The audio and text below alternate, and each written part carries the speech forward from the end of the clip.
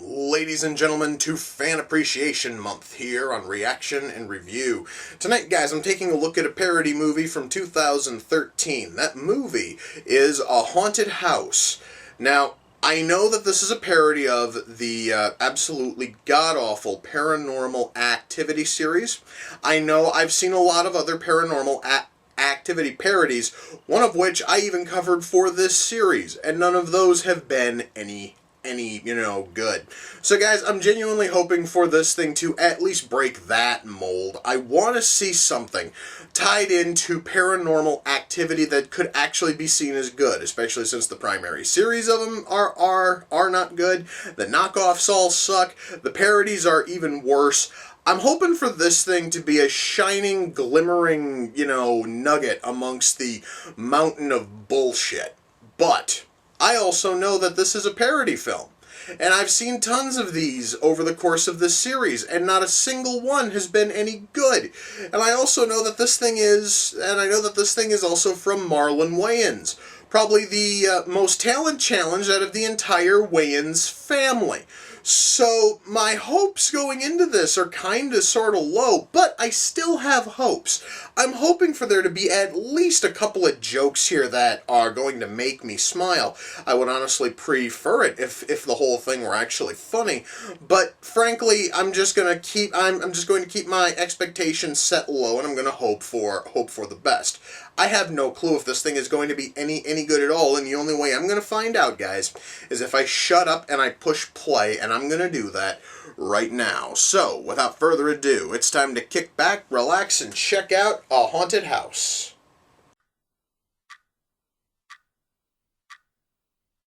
Yeah, this is what I really wanted to see, guys. I wanted to see Marlon Wayans having a three-way with two fucking stuffed animals. That is really what I signed up for when I said, hey, I want to watch a movie called A Haunted House. Oh, I guess it turned into an orgy. He added a third one in there for a couple of seconds. The fuck am I watching? So I'm still waiting for this movie to get funny, and that is not happening yet.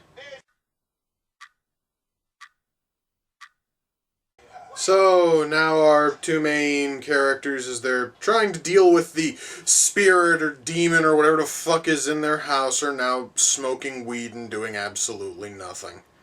Oh, and now the ghost is going to take a hit on the joint too. And there's still nothing funny happening in this fucking movie. So guys, the film has now given us a priest played by Cedric the Entertainer, and and in this film he is about as funny as a bus fire. Frankly, I guess I shouldn't have expected funny, from him when the rest of the movie hasn't been funny in the slightest, but I at least was hoping that he would try. Well, guys, that was A Haunted House. Thank God this is fucking done. No, I don't care what the fuck you want to show me as the credits fucking roll. I'm done dealing with your shitty movie. Anyway, holy fuck. Guys, I genuinely thought this thing was going to be at least kind of funny. And I'm going to admit, during the first 20 minutes, 25 minutes, there were one or two jokes that made me smile, and I was sort of happy about that. Mind you, nothing here actually made me straight up laugh, but the very fact that this thing had at least a couple of scenes that at least got me to crack a smile is certainly a vast, vast improvement over every other parody film I have covered in this series, because none of the other ones were able to even do that much. However, also those moments when this movie was able to pull itself out of the gutter and make me smile were so fleeting and so rare and so short that really, to basically say that maybe out of this 1 hour and 26 minute film, I maybe was smiling for about 20 seconds of that. That's it. That is it, guys, for interesting jokes, moments, anything. 20 seconds out of a movie that runs almost 90 minutes. That is terrible. It really, really is. Now, our story, well, this thing is a parody of all of the Paranormal Activity films, so it's the same fucking thing. It basically is a couple is living fucking together, and there's a ghost. And so they have cameras put in everywhere, and then we get to see is the house is haunted, and then they have to put up with it. Except this ghost also wants to he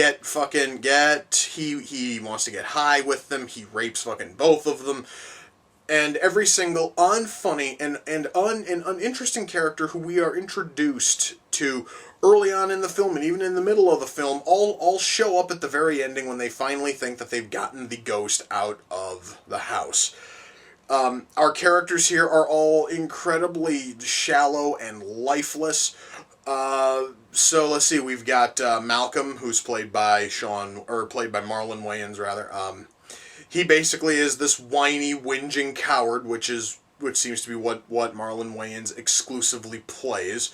I don't know who in the hell was playing his girlfriend, but she honestly is the only one in this film who actually has a spine. We have a psychic who is played by talent-challenged pile of shit Nick fucking Swartz, and the whole gimmick with him is he's a psychic and he's gay, and he wants to fuck Malcolm because black guys have huge cocks and he's gay and thirsts for big black cock. I swear to God, that is his entire character. Is every single line is something where he's hinting that something hinting that he wants Marlon Wayans to fuck him, and that is his entire reason to be here, is to be the film's sole source for gay jokes. We have two guys who first are working as now we have two guys who are first running a business which actually hooks up all of the cameras in the house, and then later they are a pair of ghost hunters that actually has two different jobs which they have. The closest things we have to humor from that is that one of them is mentally special and has maybe all of one line of dialogue in the entire film, and everyone always has to comment that he looks kind of sort of dim. And the other guy is just completely fucking stupid, and he wants to be allowed to use racial slurs even though he's white. Swear to God, that is the entire character for him. We have a priest who's played by Cedric the Entertainer. And the priest has been in jail. He's not actually a priest because he's never been to the fucking seminary. He honestly is just calling himself a priest because of all the time he spent in jail reading the fucking Bible and finding God and all that. And because he spent so much time in prison, all of his dialogue is made up of him talking about how he wants to shank bitches and all this other dumb shit. We also have a pair. We also have a pair of swingers. The friggin' wife, and the friggin' wife of which wants to be screwed by as many black guys as possible, which is one of the only reasons why our main couple brings over. Well, one of them actually has a cousin who apparently some kind of wannabe fucking gangsta, and he has a couple of his buddies with him, and all of them are there for about 2 minutes, and then they're having a gigantic orgy in the pool shed in the final act, because every single irritating shallow flat character who we were introduced to in the first 2/3 of the film all have to come back in the final third, even fucking if they serve absolutely no purpose to the story. The characters here are all absolute garbage, and the story is even worse. The writing here is hideous, and because this is supposed to be a found footage film, I'm going to assume that most of this wasn't written. I'm going to assume most of this was fucking improv, and if that is the case, then we have to blame the cast for this thing turning out this badly. However, though, the writing also had to sort of get the pace it actually had to get the pace going, and there have to have been at least a handful of scripted jokes, but there were no jokes here that genuinely worked outside of stuff that was going to make you kind of smile. The funny thing is that those moments which made you kind of smile were honestly the like most fucking like heavily scripted bits in the entire film. Stuff that was very, very, very obviously scripted. So at least with those, we can totally praise the writers on, and everything else, we either have to blame the writers if this thing was tightly scripted, or we have to blame the cast for not knowing how to improv and stay funny. So writing here is pretty bad. Acting, again, I don't know if the cast here was actually given given a strictly or firmly structured script, or if they had to improv everything.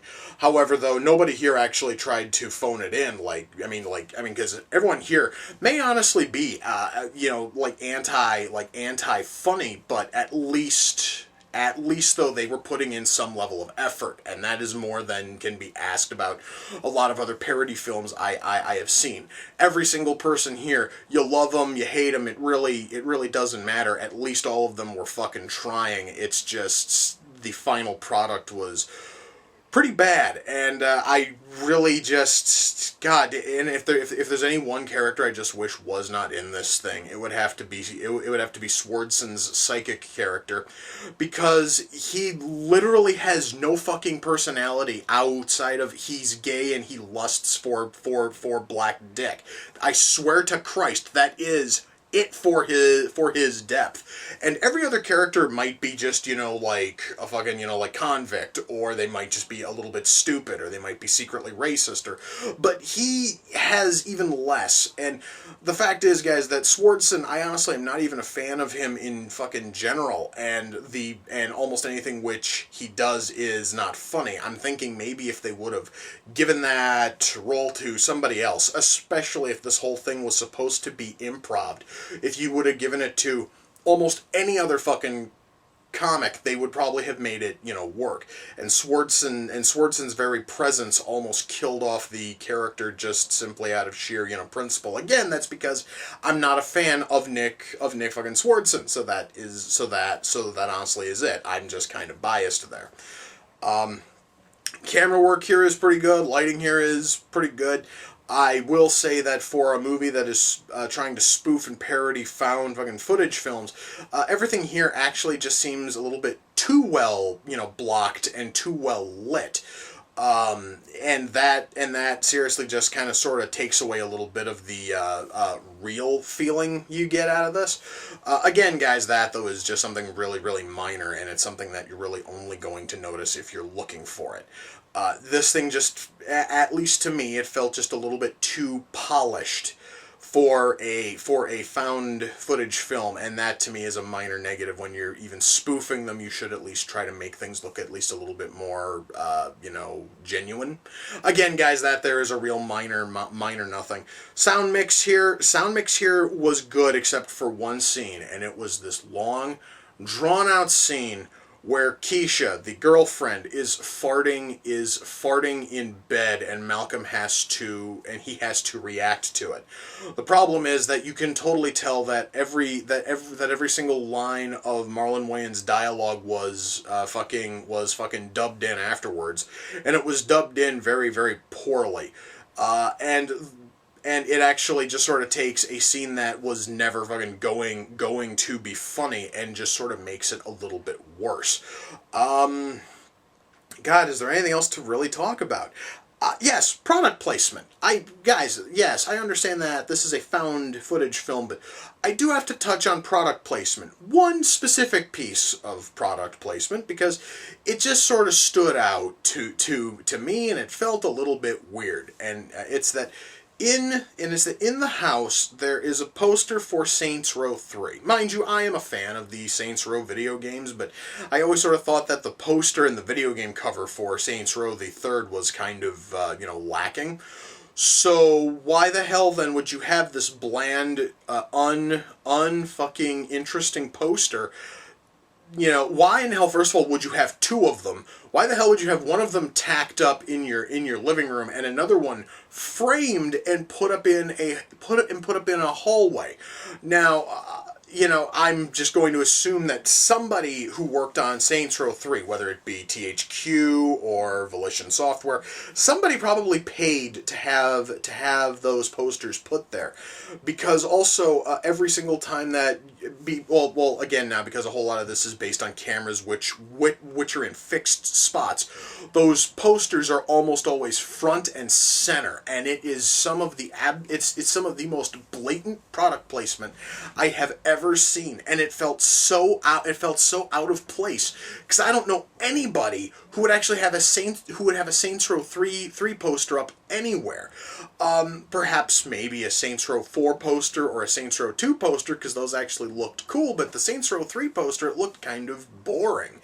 And there is maybe all of like 2 hints that Marlon Wayans' character Malcolm is even a fucking gamer, and and really, guys, it just sort of felt kind of weird to me. And I totally understand. I'm making a big deal out of fucking nothing, but it was something that I noticed. It was something that kind of bothered me. And also, when they go into the basement, there also is a cardboard stand, one of those like cardboard like cutout like standy things, for what looked to be a Halo game, and that also felt, Halo or Gears of War or some other shooter. The shot was really dark, but I couldn't totally tell.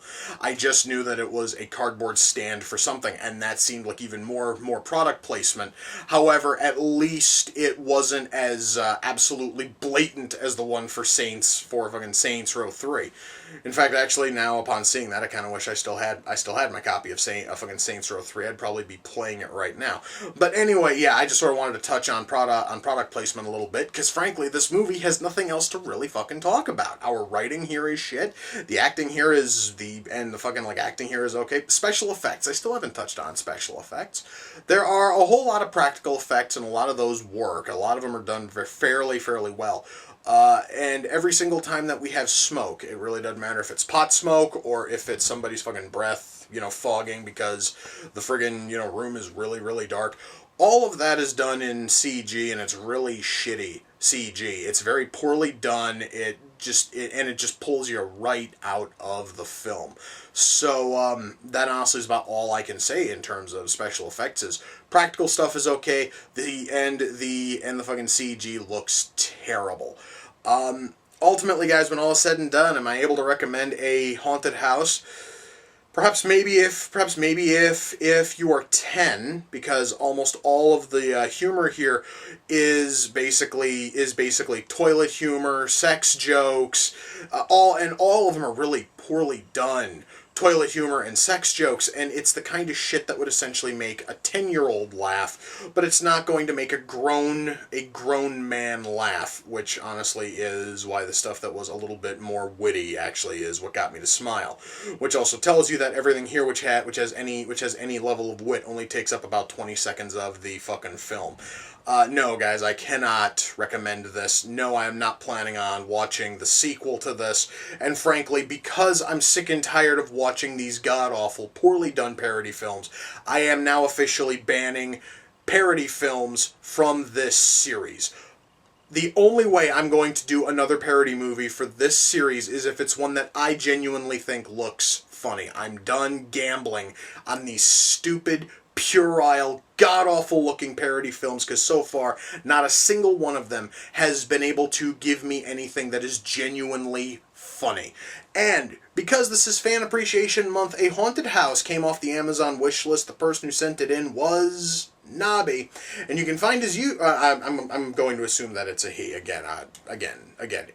And if I'm wrong, I'm sorry. You can find his YouTube channel over at youtube.com/user/taking of Pelamiffy. Head over there, guys, and check out anything and everything he has. And Nobby, thank you. I was sort of curious about fucking bout this one. Unfortunately, even after setting my standards incredibly low, it still wasn't good. But I honestly would not have known that if you hadn't sent it in, and for that I thank you once more, guys. That is youtube.com/user/taking of Pelamiffy. Swing over there. You know what? I'm going to go watch one of the last good parody films. I'm going to go watch Scary Movie, because, you know what, that actually was also the last time that any fucking member of the Wayans family actually made a parody that was worth watching. Anyway, guys, with that we come to the close of another reaction and review. Until next time, ladies and gentlemen, take care, and I will see you all in the near future. Peace.